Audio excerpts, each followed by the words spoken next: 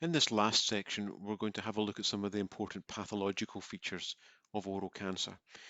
They're important not just from an academic point of view, but because in many ways they determine a lot of how the cancer is going to behave, and that dictates the prognosis for the patient.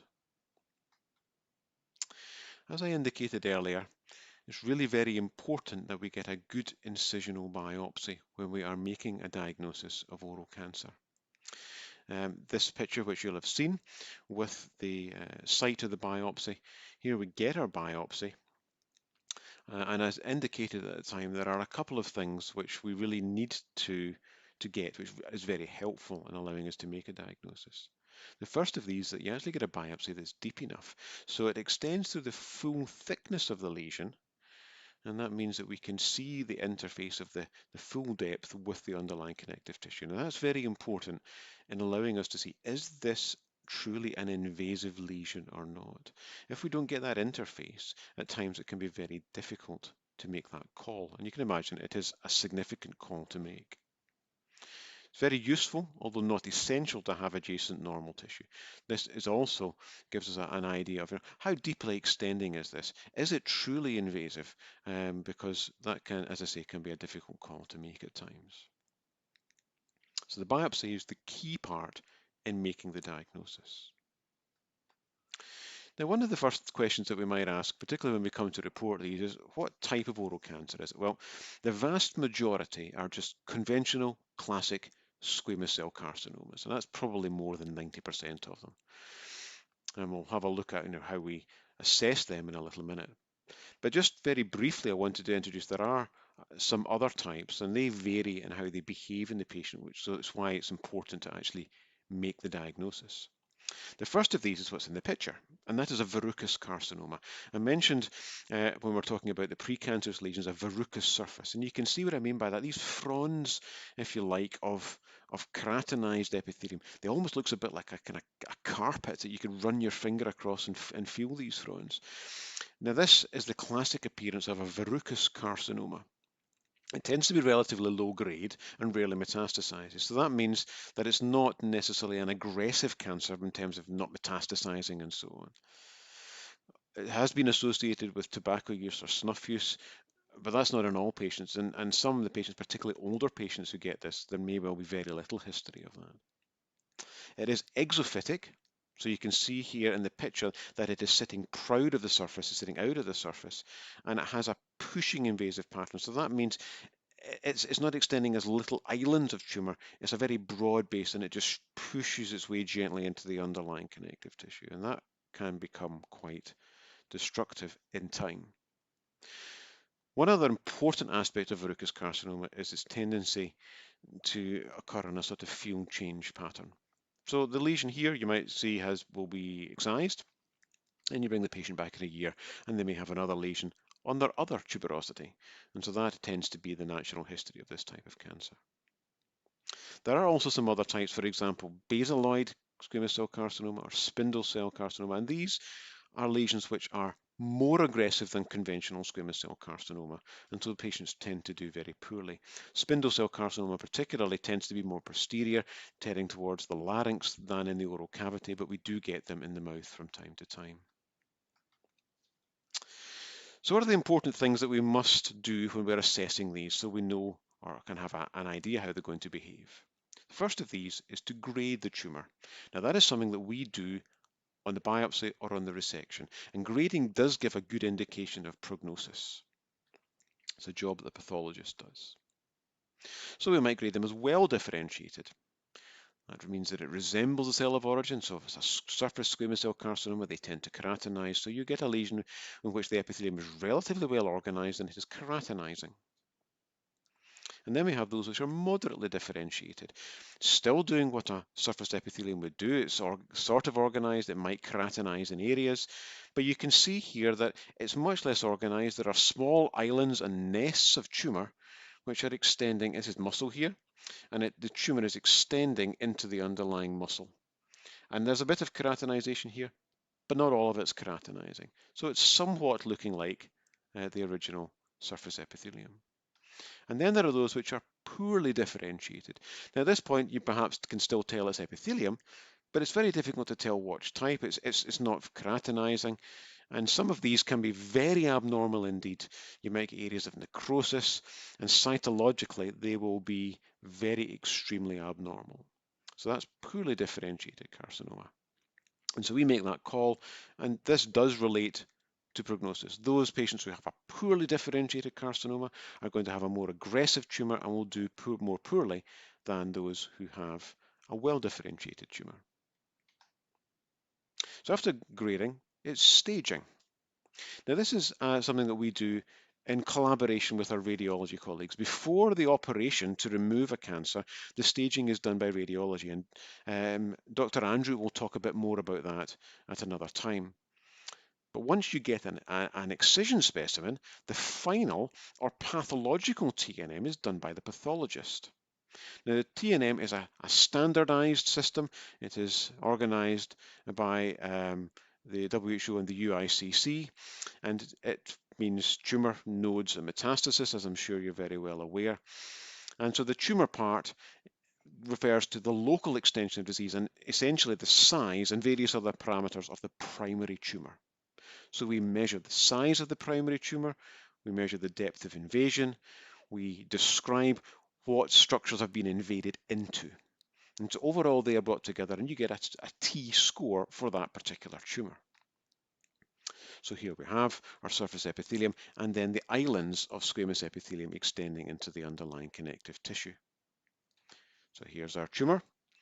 In this case, this may well be in terms of the diameter of it, may well be about 6 or 7 millimeters, but we're also looking to measure the depth of invasion. In this case, from the surface down to the deepest extent of the tumor, it's about 3.5 millimeters.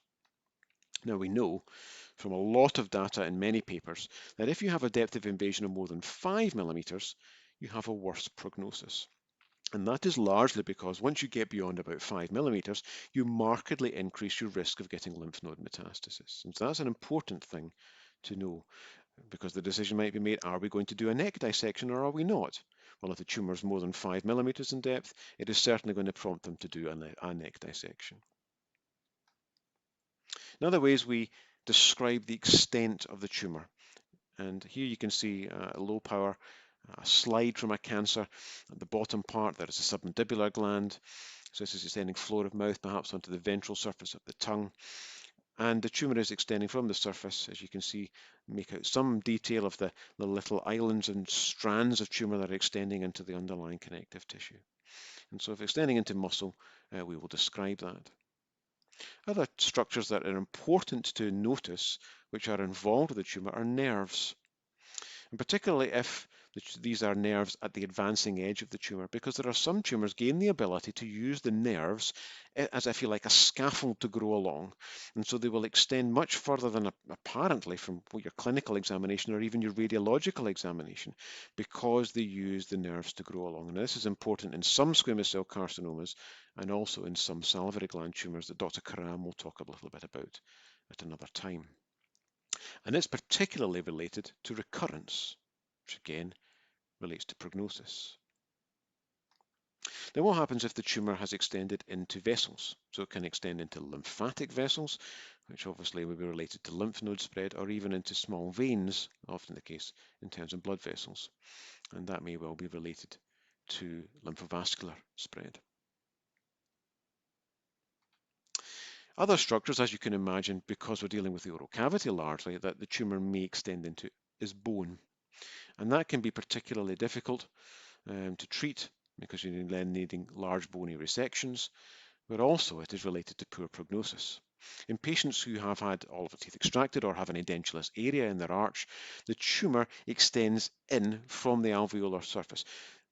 When the alveolus heals, it does not completely cover over, and you have little fenestrations into which the tumor can get in. So these gaps in the cortex allow the tumor then to invade in.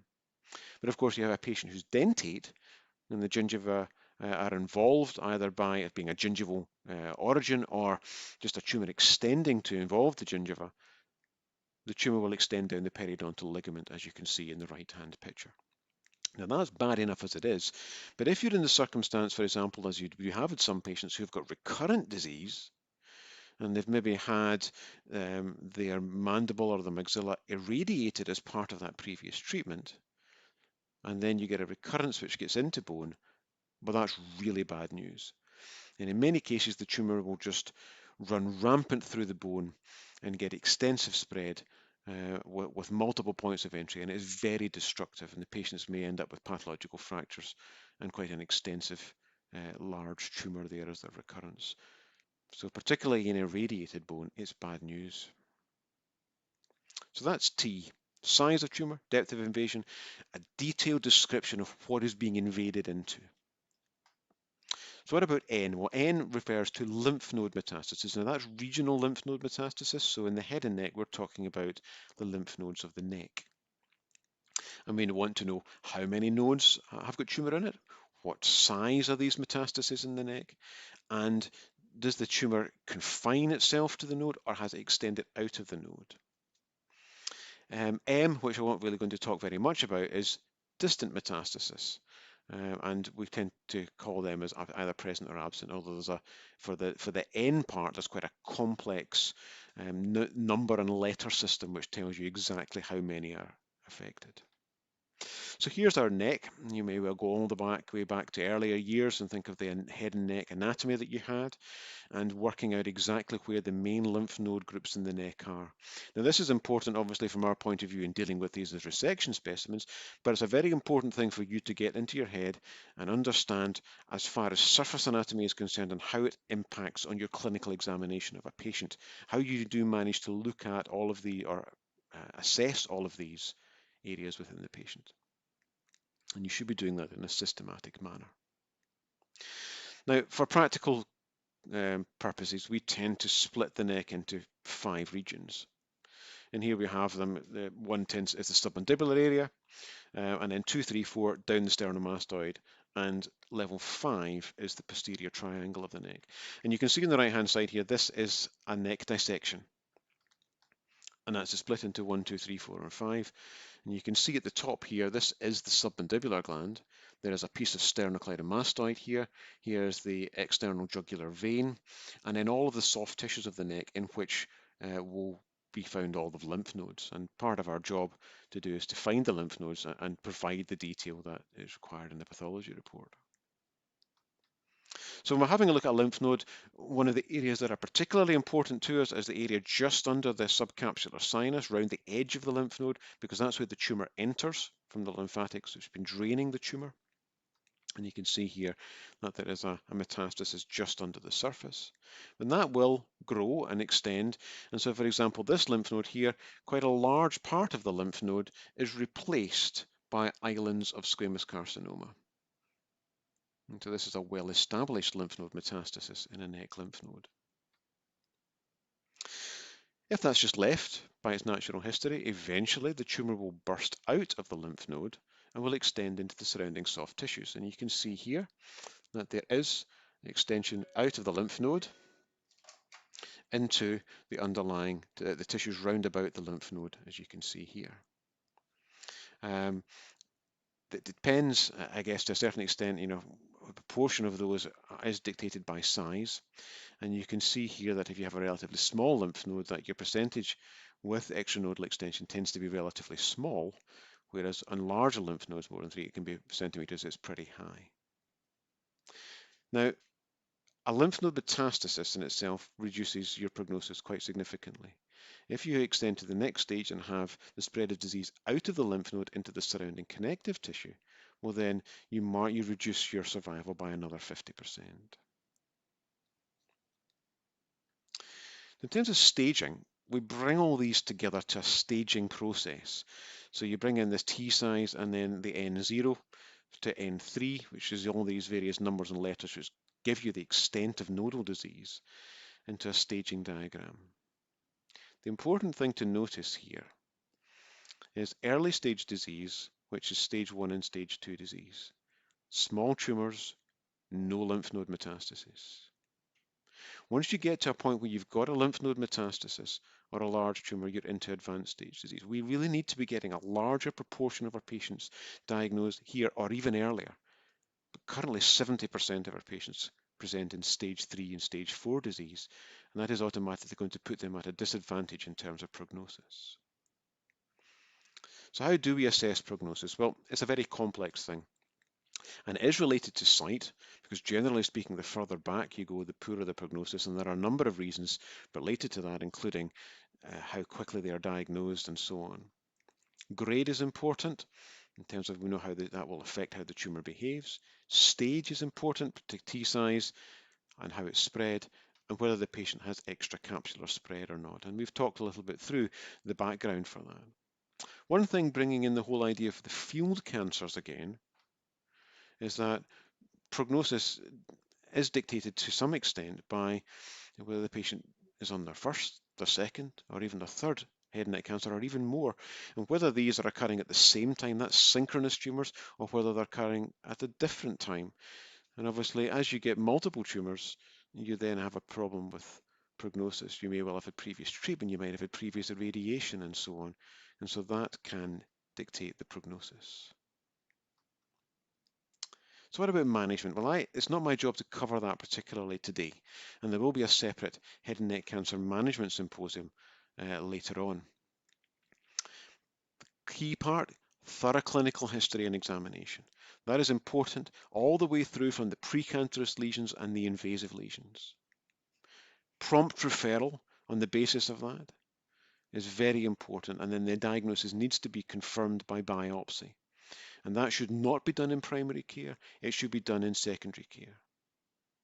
The patient will then have imaging for the extent of spread, and again, Dr. Andrew will talk a lot more about that. That's a combination of MRI, which is the mainstay of the assessment of the primary tumour and the neck spread. We are also using PET imaging, perhaps if a patient has a lymph node metastasis, but we don't know where the primary tumour is. PET scanning might be able to help us pick up the primary tumour.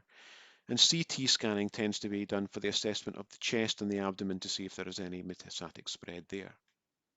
All of this, the clinical information, including all of the parameters of the patient, including their social history, the pathology, and the imaging will be brought together to the multidisciplinary team meeting where these will be discussed, and then a treatment plan will be formulated for that patient. And it might include surgery, radiotherapy, chemotherapy, biological therapies, and so on. The decision might be made that the process is looking to cure the patient, or it may be that cure is not possible and they extend them down a supportive care or a palliative process. And all of that and the processes around that will be covered in the treatment symposium. But bringing it back into primary dental care practice, where this is really the cutting edge of this, and where we say it's important to have that examination and the clinical history. Please do not biopsy suspicious lesions in primary care. Send them in promptly, under what we call the 2-week wait target system. And that really means that patients who have a suspicious lesion will be seen within 2 weeks. Please don't tell the patient that they have cancer. You do not know that until a biopsy result has come. But do tell them that you're concerned and it is important for them to be seen by a specialist. So that brings us really to the end of the symposium, all 7 parts of it. Hopefully splitting them up like that allows you just to dip into various parts of it and not have it all as a block. If you want any more information, please do email me, or you might find that there are some elements in the new edition of Soames and Southam, particularly in chapter 3, that are useful as extending your reading and reinforcing some of the parts that I've brought to you in the symposium.